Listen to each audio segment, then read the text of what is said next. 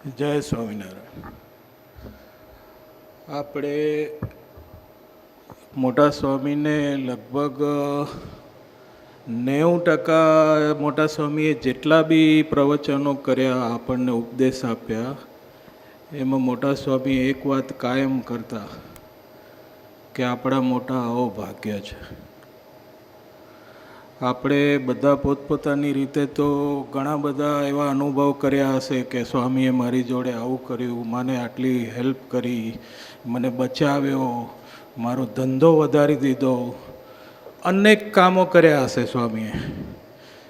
તે છતાં બી આપણે ક્યારે એવું વિચાર્યું કે સ્વામી કાયમ આવું કેમ કહેતા હતા કે આપણા મોટા ભાગ્ય છે? આ બધું હમણાં થયું પછી આજે મને એવો વિચાર આવ્યો કે આપણા મોટા ભાગ્ય કેમ છે ખબર છે? કારણ કે આપણે આજે ગુરુ પૂર્ણિમા કણભામાં કરી રહ્યા છીએ.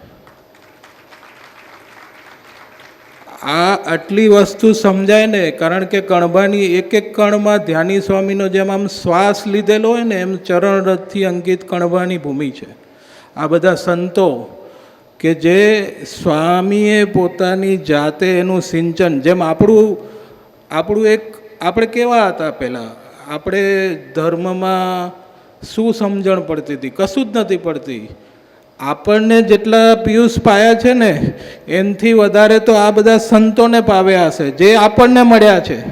તો આપણા મોટા ભાગ્ય એટલે છે કે આપણે આજે કણભાની ભૂમિ ઉપર ધ્યાની સ્વામી જેવા મહાન સંતની સાનિધ્યમાં આપણે અહીં ગુરુ પૂર્ણિમામાં એક સભામાં આપણને બેસવા મળે છે ને. આપણે હજી એવા હજારો ઉત્સવો કરીશું, ઘણા બધા ઉત્સવો હજી આવશે, ઘણા બધા સમયાઓ આવશે, ઘણી બધી શિબિરો આવશે, બધા આપણે અહીં બેસીને કરશું. તો આપણે એટલું જ વિચારીએ કે આપણા કેટલા મોટા ભાગ્ય છે. બસ મારી વાણીને કહીને નિરાકરણ. જય સ્વામિનારાયણ.